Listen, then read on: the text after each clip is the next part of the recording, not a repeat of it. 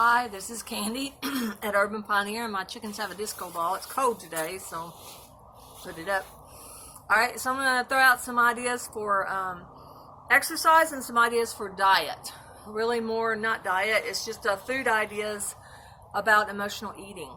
So here's 3 tips, maybe 4, on emotional eating. The body takes 15 minutes, the brain takes 15 minutes to know you're full. So when you have a plate of food that you plated up, after you finish half that plate, take about 15 minutes, 20 minutes to just sit and talk with people, or just meditate or think or watch TV or whatever it is you do. And then after 15-20 minutes, ask yourself, how full am I, percentage wise? And you could say, well, maybe I'm 25% full, I'm really still hungry. 50, 75, 100. And if you're 100% full, ask yourself, do you still want to eat that? If you do, go ahead. But then you're aware that you're eating emotionally. If you say, okay, I don't think I'm going to eat this, but you can put it in the refrigerator, and then it's a free snack, calorie-wise, because you're going to eat it anyway. So you have it in the refrigerator, and you can have it anytime you want. So you don't have deprivation. You're choosing both ways, either to eat it or to eat it later. Number 2, your best taste of food that you really like is always like the first 1, 2, maybe 3 bites. After that, it's numb eating. You're not tasting the food. So next time you're having an impulse to eat a bunch of chocolate, why don't you try 2 or 3 bites, put it up, and say in about 15, 20, 30 minutes, I can have more. Because you're not really getting the satisfaction of the taste. You're just numb eating, which is just empty calories that are doing nothing to your emotions, which is why we eat emotionally. Okay, and then the third tip I have, actually, is, I'm going to have 4. The third tip is, when you're thirsty, drink a cup of water before you drink anything else. Because then you crave water, because that's what satisfies your thirst. Then you can have anything you want, Coke, whatever. And then also have a go-to healthy food when you're hungry. Like nuts are great if you can eat them, or dried fruit, raisin, whatever it is that's healthy, that is set there. Like I have walnuts in my freezer, and when I get really impulse to eat, I go try to remember there's walnuts, and it does the trick of taking that edge off, because sometimes all you just need is that edge took off. Okay, and then the last tip is journal writing, free association journal writing. That means you just write down your thoughts for say a paragraph. Today I feel because of so-and-so.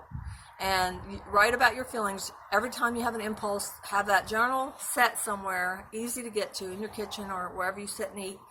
And you can get your food, sit down and say, okay, today I feel so-and-so because nervous because I have a job interview. Whatever it is. And then eat your treat. If you can't wait, you eat your treat, do the journal writing right after. That way you understand what emotions are driving you to want to escape the emotion. At least seeing it. You don't have to control it. You don't have to take it on. Just seeing it makes you aware, oh, these emotions drive me to want to run away. Whether it's I'm afraid because this COVID's never going away, or I'm afraid because I got this job interview and I think they're going to say no. Whatever it is, like we all have different fears. So, those are some ideas. And then on the journal writing, a simple thing is, I feel blank because of blank. And then you can elaborate. And if you want to go in depth, say, because this reminds me of such and such, like a history event, like traumatic event or whatever. Or something that you've not resolved. But then at least it's in your conscious mind, which is up here, which you could deal with that. Emotional eating is situated in the amygdala in the middle of your brain, which is the emotions. And you know that when someone's emotional, you can't logicalize, you can't talk to them in a logical way. It's just useless. And no one can talk to us when we're emotional. And the emotions override all thought.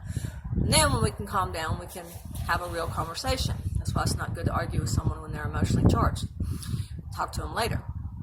Holding that tongue is a valuable relationship skill. I got to remember that.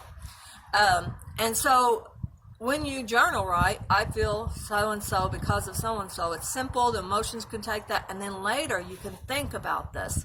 You can even journal it more later and explore it. Last thing I want to say is I think I showed this, but I'm not sure. Here's that stick. A simple thing to get your body is take the stick, walking stick, and do like a bicycle with your arms. You can move this like a bicycle forward and backwards, and you're getting some arm mobility, some shoulder mobility going on.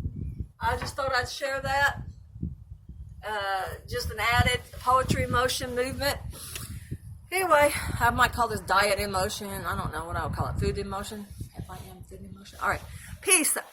This is Candy, Urban Pioneer, and Poetry in Motion, and my chickens have a disco ball. Peace. I'm glad you're here.